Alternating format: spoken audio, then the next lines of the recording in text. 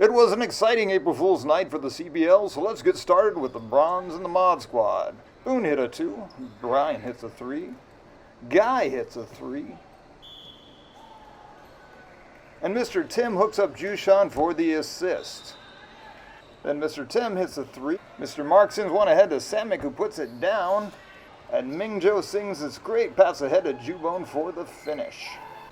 Jushan confuses the defense and strolls into the lane, and Brian hits a 3. Boone delivers the assist to Mr. Mark, and Mr. Jeff puts it inside to Mr. Tim.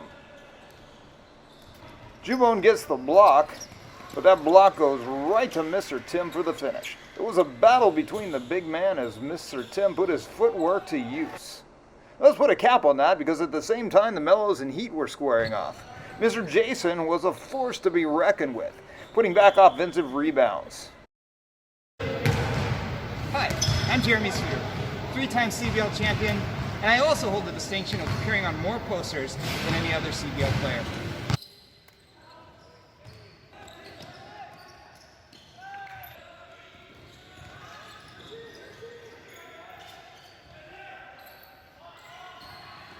I know what you're thinking. This guy? How can he be a CBL star? Well, it's simple, really. With limited roster spots and a generous draft, you're guaranteed to get on a spot. And if you stand around long enough, one of those spots might just be a winner. So what do I do while I wait for the next opportunity to come to me? I drink simple coffee.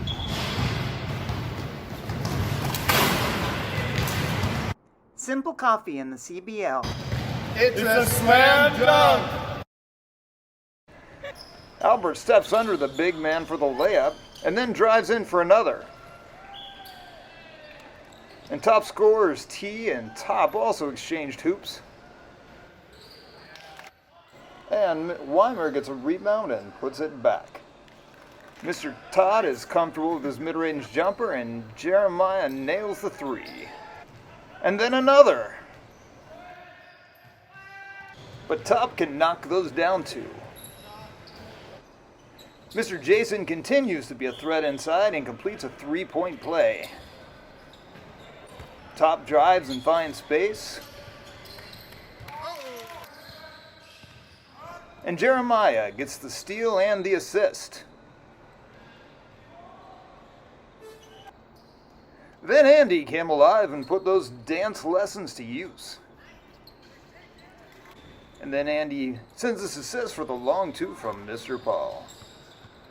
But Mr. Jeremiah is still hitting from range.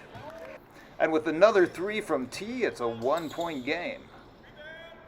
The Mellows down by 1, foul with 26 seconds on the clock, sending Top to the line. And now the cameraman has to decide which game to film because both quarters are seconds left and within 1 point.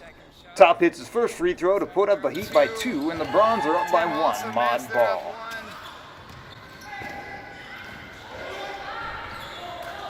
Boone misses Mr. Mark.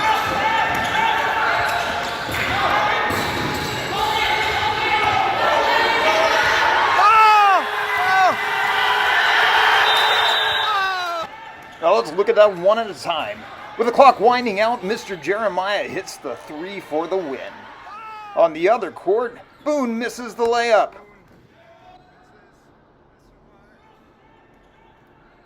Jubone is able to gather up the ball, but Jushan is able to strip it and sends it ahead to Mr. Tim, who misses the layup. And the Bronze lose by 1 to the Mod Squad. And here's the stats.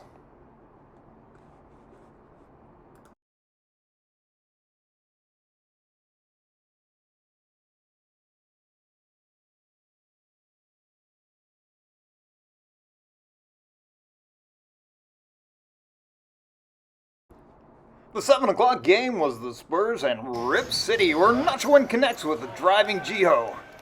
The Spurs use their passing to put Minjae inside and put in the 2. Kevin beats Zach on the finger roll, and Mr. Jeremy gets the putback. CJ delivers to a crafty Jiho, while Mr. Zach struggles to get his shots to fall. Sam hits from mid-range. Anthony Run puts one over Mr. Zach. Leo was dangerous from the arc. And Mr. Sean was able to put down a 3. Mr. Zach begs for the and one, but settles for 2, and then drives for another.